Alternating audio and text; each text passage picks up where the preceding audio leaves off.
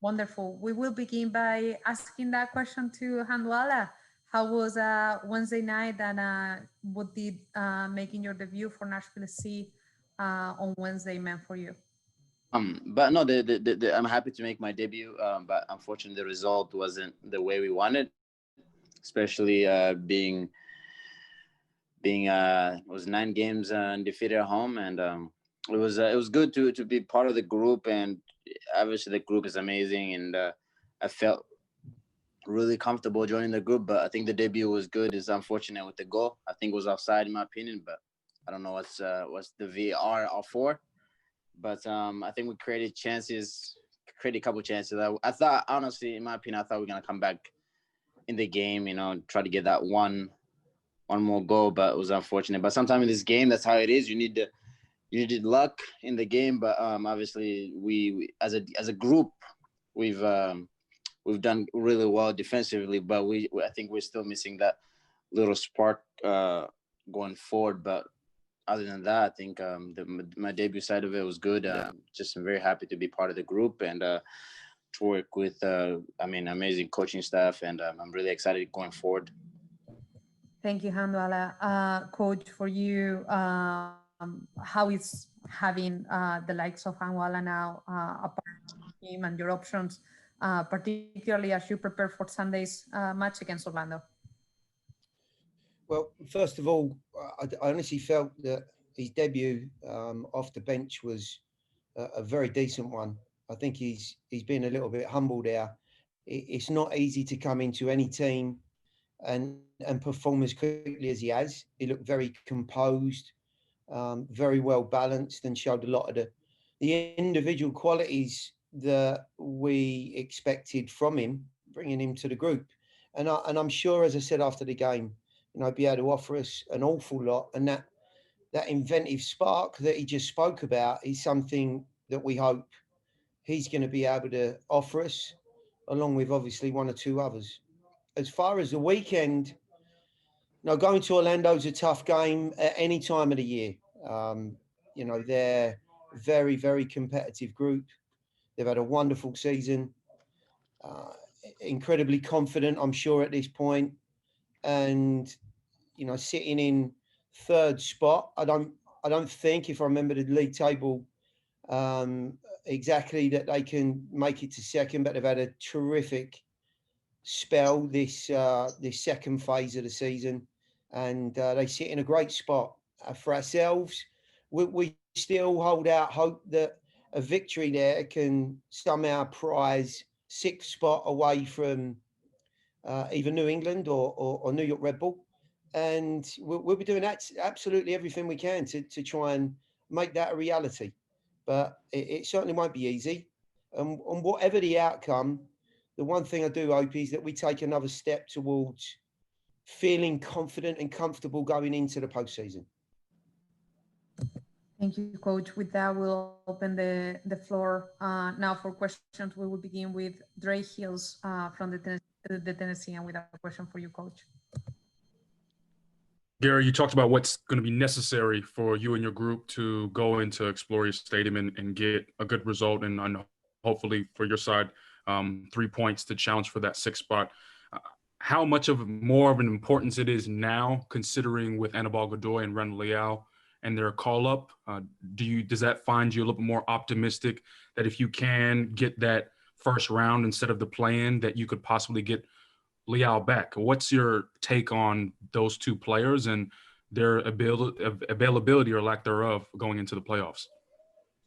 I think we want to be in the best possible spot, and this is the final scheduled league game, and I think everyone always is and should well be judged on where they finish at the end of the season. And we sit in a very respectable position for a first year group, and I know everyone's proud of the work that's gone on, certainly internally. And to finish off on a good note would mean a couple of things. Firstly, of course, the confidence will be high. Secondly, we have the opportunity to clinch that sixth spot. And like you've said, it will give us, I think, maybe a little bit more scope to see those two guys back in the group and competitively playing for us in the playoffs. Without looking at their schedule and having it in front of me, I don't know exactly whether or not those guys, through their travel and games, would be under pressure for the playing game. I would think it's definitely the case. However, we'll keep our fingers crossed that, through the quarantine laws, we can maybe get that done. But I think lastly, a good result away from home will again offer some confidence and an internal strength that if we're going to progress in the playoffs, the likelihood is we're going to have to go and play a tough away game. And it's as tough as anywhere in Orlando. And there's no better time really than to finish off on a good note and feel as though that's achievable. Thank you, Coach. We will follow up with a question from Tim Sullivan with For Club and Country as well for you. Gary, obviously it's been a little while since you guys have played Orlando. Your team is in a different place. Their team is in a different place too. How have you seen Orlando specifically progress in that time since you guys played them in pretty quick succession back in September, whenever it was? Well, like you said there, Tim, I think if you look at the way that they've been able to find a groove and to consistently perform, it's been at a very, very good level. Hence why they're sitting third in the Eastern Conference. And in all fairness to them, are put in the top two positions under pressure. There isn't an awful lot in it. And I think that's testimony to the quality of their season and the way that group has come together and performed. But if you look at the way that we've been able to find a groove as well, sadly, up until Wednesday night, we've been on a very good run ourselves. But, one game doesn't make a season. And if you look back across our body of work, I think you'll see that slowly but surely, even under the pressures of the schedule, with some difficulties with injuries, and just the general nature of this, very confusing season, we ourselves as a brand new franchise have also shown some real consistency. Maybe not in so many areas as they have. Their goal scoring record, of course, is that much better. But there are 2 or 3 areas of our game that I'm absolutely delighted with. And it's going to make for a very tough affair for them. It gives us a good foundation to push on from. And it certainly means that, 2 sides that have certainly shown a lot of consistency, running into one another on this occasion. I'm hoping that, we can somehow edge this game and as I said, really put Sixth under pressure. Tim Sullivan with a follow-up question, this time for you, Handwalla. And well, how did your trade situation from the Sounders play out? I know you were kind of out of the squad over there earlier this season. Did you request a move? Did it just kind of come about externally from you? How did it all play out? I think with more of obviously I was in the squad because I requested a trade. And I think it was my time with the club. I wasn't feel like I was growing as an individual, as a player. And I've been in Seattle for 3 years and I've played a lot, through those 3 years. But the last couple of weeks was more because I requested a trade, and Seattle didn't want me to leave, but it was more of like I needed to change because I needed to go somewhere where I can grow. And obviously speaking with Mike Jacob and speaking with him and looking at the staff with the Nashville and how their group and how their program was looking, I really wanted to be a part of it and how they wanted to grow as a club. And I just feel like this is the right place for me in order for me to go and grow and to be part of this amazing organization. But no, I'm very happy to be where I am right now because I was at a big club but at the same time, at the end of the day, it's all about growing and try to reach your full potential and try to go even further with your career. But that's why, in my opinion, I needed a change in order for me to grow, because it's difficult, because I've never left my mom and my family behind for the first time in my life, and now I have to do it. And then it's more of like growing on the field and off the field at the same time. So I'm very happy to be where I am today. Thank you. A follow-up question from Ray Hills for you, Coach. Gary, with Nani still his suspension pending, or the appeal rather, how much of a difference in terms of looking at this Orlando team and scouting and game planning for them, how much of a difference for you does that make? Well, his reputation precedes him. He's, an incredibly talented guy. Even at this stage of his career, where I'm sure even he would admit, he's in incredible condition for his age, and he's still performing at an incredibly high level. So, he'll certainly be missed, I'm sure, for the group. But when you look around their team, and I'm only looking to the side because I've got, their group written up on a board next to me, and they have a number of players that are more than capable of filling that void, and have done in other periods of the season. What they'll miss with Nani's exclusion, if that's to be, is his composure and his general awareness and appreciation for the game. If they have a couple of other individuals that can fill that void, Michelle out wide, I'm sure Muller will be involved in some way, shape or form. They've got guys there that are very dynamic, have been, really productive for this team. And I think that's part of the strength of the group. They've shown that when they do rotate players, and especially through those wide and central midfield areas, they've been able to maintain a very high standard. And, that's all credit to the way that they've recruited in that group. We have a question from Nico Moreno for you, Handwalla. Hey, Handwalla, how are you?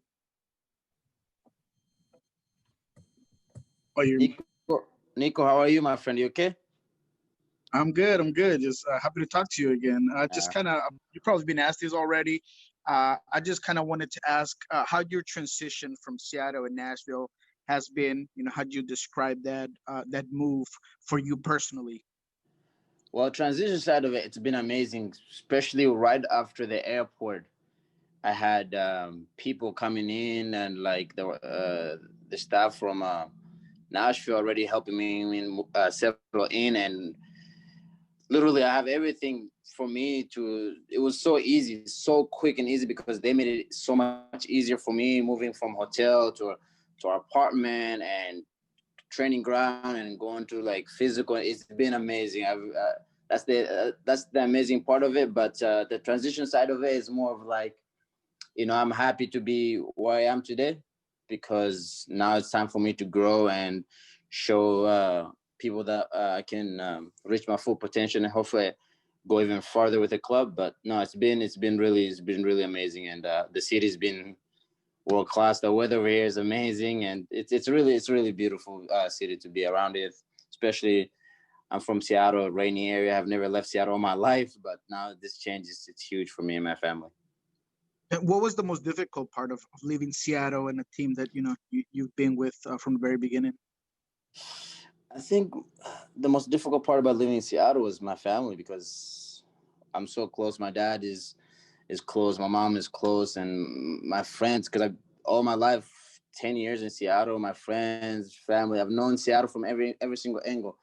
And especially as a team, it's difficult living in Seattle because, I've bonded I've made so many good friends. The hard part is leaving them and saying goodbye. But at the same time, the fact that those guys really supported me, because they know that what I'm capable of, and they know my talent and my future. They think that it was the right place for me to leave, because it wasn't a place for me where I was growing. And but they were very happy. But it's difficult to leave your family behind. And speaking with my mom every day, my mom said, now I don't have anybody to help me with the paperwork and everything. I told her, my little brother's gonna be back after college. Hopefully he'll figure out, or I'll have one of my friends go help her out with mailing and appointments if she needs anything. But that's the most difficult part, because my mom always relied on me in helping her with paperwork, helping her with anything she needs, it or work stuff, or driving her to groceries.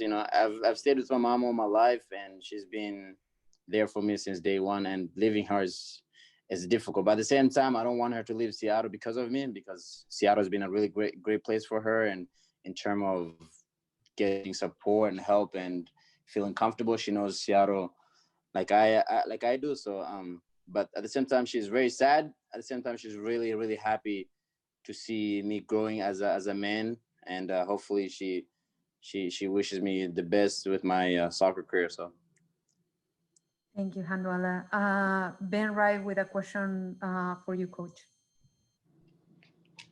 Yeah, Gary, Daryl DK is a player who's kind of taken the league by storm a little bit in his first year. Can you talk a little bit about just him and the matchup challenge that he poses for your defense? He's had an incredible first year. I went and watched as part of an MLS contingent down at the the combine, and they played in one of the finals. I can't remember, but he looked a very, very powerful boy at that point. Lots and lots of qualities for a centre forward. When you're trying to either recruit or create a front line that's going to be effective, you want somebody who's going to be a good focal point, and he's that. You want somebody physically who can compete. He's certainly that. He's got a turn of pace. He looks like he's maturing very, very well, and actually very, very quickly in the short space of time that he's played. And of course, we've run into their group a couple of times already. He looks quite considerably in front of where he was in that college final that I watched him in. And for them, it offers a new dimension. It gives you, different options in terms of the challenge. I think our centre backs will remember vividly the difficulties that they ran into down in Orlando. He was very active.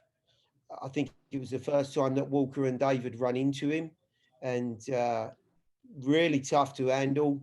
And our two guys have been great all year, but I think they'll tell you he's an handful.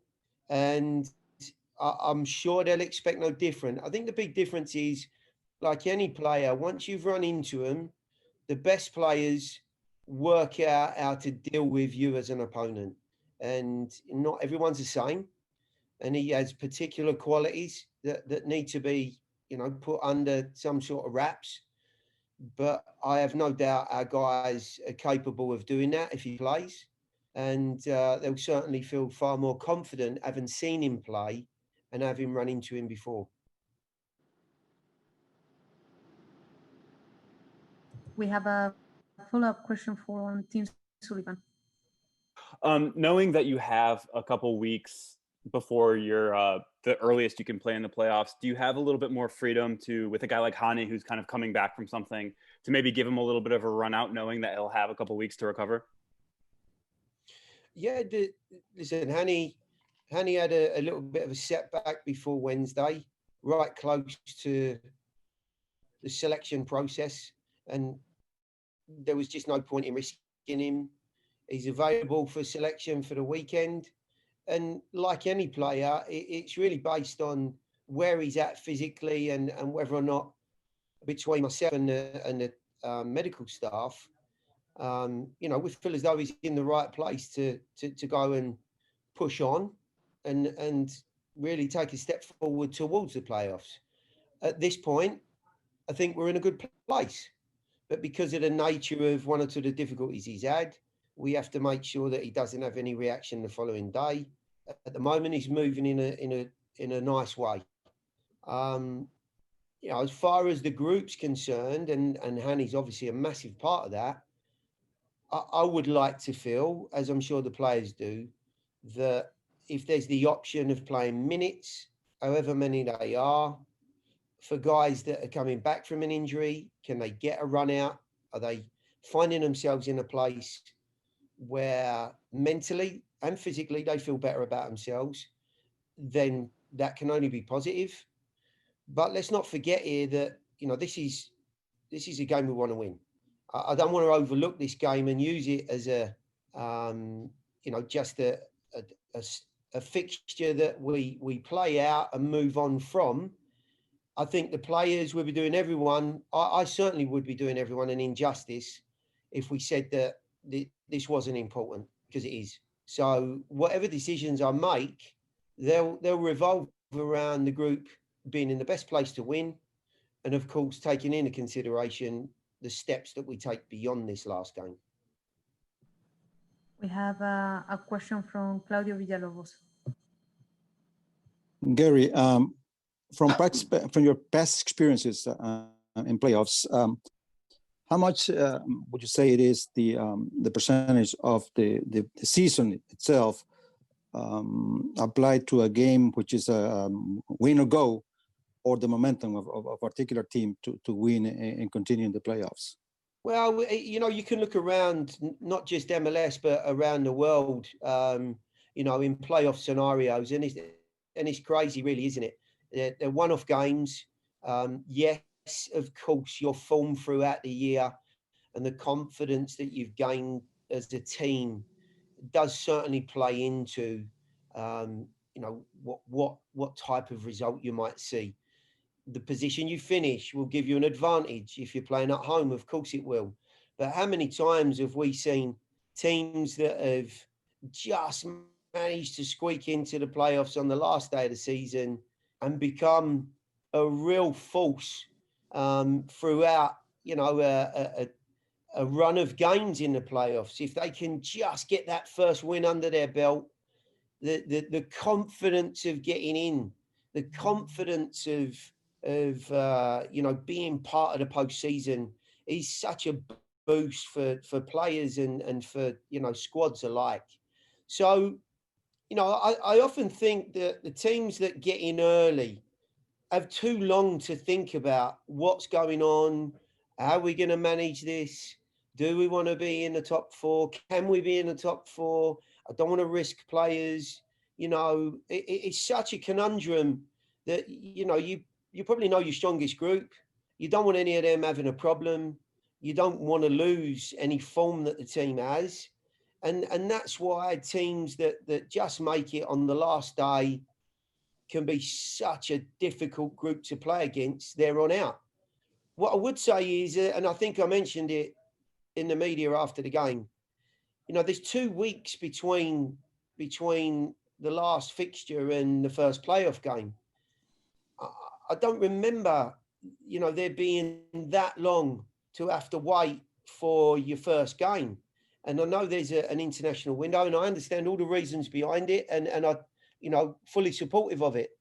But I can't help but think that given the schedule that we've had to undertake, where we've been playing, you know, 2 games a week, any normal week, we'd have played 4 games in that time. That's crazy. 4 games for the team. And then all of a sudden you're saying to players, okay, you're not going to have any games because of COVID. You know, there's really no competition that we can play against except amongst ourselves. And I'm sure every single team will be absolutely delighted for the rest in the first 2 or 3 days. But it's going to be interesting to see how all of the teams, you know, function come those first round playoffs or the playing games and they're on out, because obviously round 1 is, you know, is 3 or 4 days after that. Thank you, Coach. We will finish today's availability with a little fun question from Tony Hasman for you, Handwalla. Handwalla, welcome to Nashville. Good to have you here. Thank you. Just give us a little bit of an insight as you grew up watching soccer, playing soccer. Who was an inspiration to you growing up? Who was maybe an idol? Who did you try and emulate your game on, whether it be Major League Soccer or soccer all around the world? I mean, when I was under Fuji camp, I've always played football in the street, but we used to go and watch Manchester United a lot. So I used to in 2005 or so, or six. I used to I used to like Cristiano Ronaldo a lot. I used to emulate my game through him or Robinho. And when coming to Seattle, that was a different part. I had to get close to the team Seattle Sounders. So I would say Steve Zakuani was one of my idols I used to watch, because the way he was as a player, the way he was so quick and agile, it was something fun to watch. But yeah, I would say depends where I was. In the Fuji camp, I would say Cristiano has always been my idol on this day, and is still one of my idols, because he shows that hard work and determination can make you be one of the best, or you can make you reach potential that you don't even expect to reach. So